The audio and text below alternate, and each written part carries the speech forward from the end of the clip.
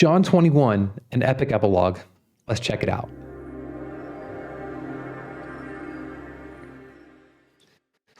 The final chapter. Jesus has died on the cross, risen from the dead, and already revealed himself alive to the disciples on two other occasions. In John 21, we are given a sort of epilogue to summarize and wrap up this gospel account. Jesus performs a miracle for the disciples that points back, reminding them of the early days in which he called them. Let's get started. Verse 1.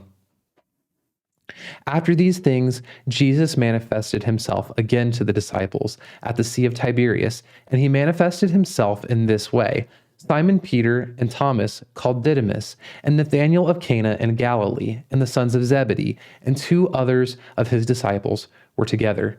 Simon Peter said to them, "I am going fishing." They said to him, "We will also come with you." They went out and got into the boat, and that night they caught nothing. As a quick note, it's fascinating that the writer describes Jesus as having manifested himself. What a thought that Jesus, being God, is not manifested by another. Rather, he manifests himself. Peter, Thomas, Nathanael, James, John, and two other disciples, 7 of the 11 in total, have made the decision to go fishing. Some have cast this in a certain light that the disciples were returning to their ways of life prior to Jesus, possibly not knowing what to do next. Some have even said that this was merely an exercise in prudence, simply a method of preparing sustenance for the days ahead. In any case, they fished all night and they caught nothing. Verse 4. But when the day was now breaking, Jesus stood on the beach, yet the disciples did not know that it was Jesus. So Jesus said to them, "Children, you do not have any fish, do you?" They answered him, "No." And he said to them, "Cast the net on the right-hand side of the boat, and you will find a catch." So they cast, and then they were not able to haul it in because of the great number of fish. In the prior appearance of Jesus, it happened at a time and manner that was unexpected. This seems to be the case here as well. The text states they did not know that it was Jesus. Truly, this command from Jesus, it would have held no logic to the disciples. There would have been no specific reason that they would now be able to catch anything simply by fishing on the other side of the boat. Furthermore, this could hardly be considered any sort of a test in their faith in Jesus' words, since they were unaware that the Lord was present. Yet they did as the perceived stranger said, and they caught such a great number of fish that they were unable to haul it in. This undoubtedly brought them to the realization that it was Jesus who commanded them, and they obeyed. Verse 7, therefore that disciple whom Jesus loved said to Peter, "It is the Lord." So when Simon Peter heard that it was the Lord, he put his outer garment on, for he was stripped for work, and threw himself into the sea. But the other disciples came in the little boat, for they were not far from the land, but about 100 yards away, dragging the net full of fish. This miracle, it called back to a very similar miracle Jesus performed early in his ministry as he was calling the disciples to follow him, recorded in Luke chapter 5, verses 1 through 11. In many ways, this would have reminded the disciples of their calling not just to be fishermen, but to be fishers of men. Their calling was much higher than simply earning a living and seemingly even struggling to do so, but rather to fulfill the Great Commission, bringing the gospel into the world. It also would have served to remind the disciples of their reliance on the power of Jesus. They mustn't go forth relying on their own strength or ability. It would require the working of the Holy Spirit in and through them to help them accomplish this tremendous mission that they had been given by Jesus. And this extends to us as well today. Choosing to lean on our own ability or understanding will prove fruitless in regard to the building of the kingdom. We must walk according to his will, his power, his ability, and his spirit. The disciples' reaction to all of this, however, was clearly that of great joy. It's evident by their reaction that they truly loved the Lord.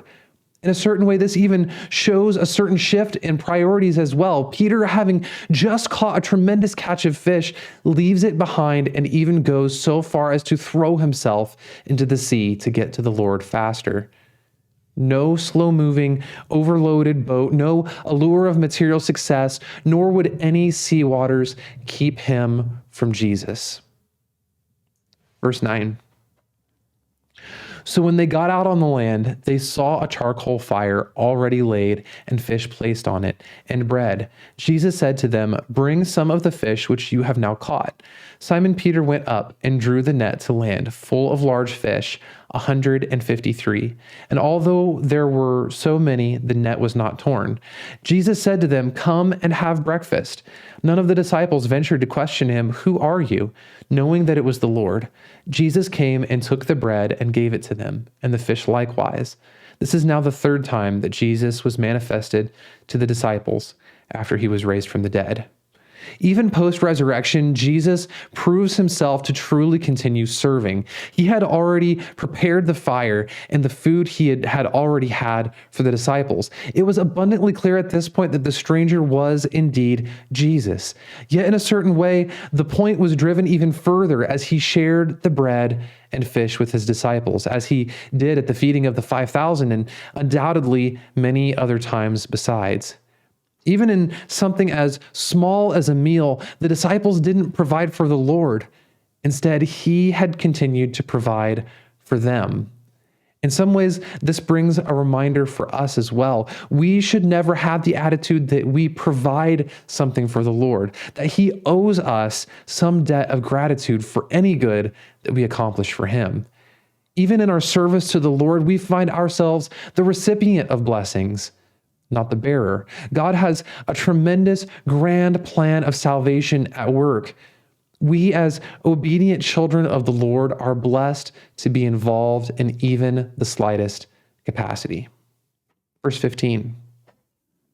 So when they had finished breakfast, Jesus said to Simon Peter, "Simon, son of John, do you love me more than these?" He said to him, "Yes, Lord, you know that I love you." He said to him, "Tend my lambs." He said to him again a second time, "Simon, son of John, do you love me?" He said to him, "Yes, Lord, you know that I love you." He said to him, "Shepherd my sheep." He said to him the third time, "Simon, son of John, do you love me?" Peter was grieved because he said to him the third time, "Do you love me?" And he said to him, "Lord, you know all things. You know that I love you." Jesus said to him, "Tend my sheep." This conversation, along with Jesus' requests of Peter as to his love for him, are often placed in parallel as a resolution to Peter's denying Jesus. As Peter stood by a fire to warm himself while Jesus was on trial and denied being his disciple, denied even knowing him, he now stands by the fire as Jesus asks of his love as well. As Peter responds in the affirmative to Jesus, he's given three responses that serve as instruction as well. Tend my lambs, shepherd my sheep, and tend my sheep. Peter, as one of the leaders of the early church, and in many ways, one of the primary leaders, was to look out for his brothers and sisters in the Lord as a shepherd protects its flock. The church was being placed in his care. Furthermore, much as Peter denied Jesus 3 times, so did Jesus ask of his love 3 times as well. The text even states that Peter was grieved by Jesus' third inquiry, almost as if Jesus didn't believe his response. However, it was important for Peter to be restored, to learn from and move past these denials, and to stand firm in the Lord. And so he would, as Jesus would soon allude to. Verse 18. Truly, truly, I say to you, when you were younger, you used to gird yourself and walk wherever you wished. But when you grow old, you will stretch out your hands, and someone else will gird you and bring you where you do not wish to go. Now this he said, signifying by what kind of death he would glorify God. And when he had spoken this, he said to him, "Follow me." Peter, turning around, saw the disciple whom Jesus loved following them, the one who also had leaned back on his bosom at the supper and said, "Lord, who is the one who betrays you?" So Peter, seeing him, said to Jesus, Lord, and what about this man? Jesus said to him, if I want him to remain until I come, what is that to you? Follow me.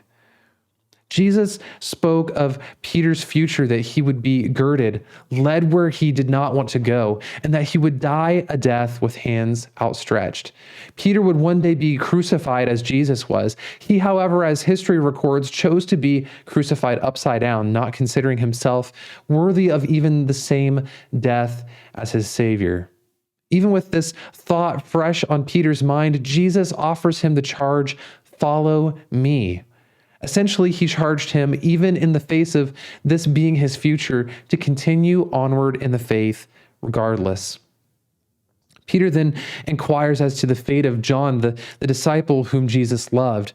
Jesus' response of, if I want him to remain until I come, what is that to you? Served to draw Peter's attention back to himself. John's fate wasn't to be Peter's focus, nor the fate of any of the other disciples. Rather, Jesus needed to be his sole focus and priority. Last but not least, we see Jesus' final unique words recorded in the Gospel of John.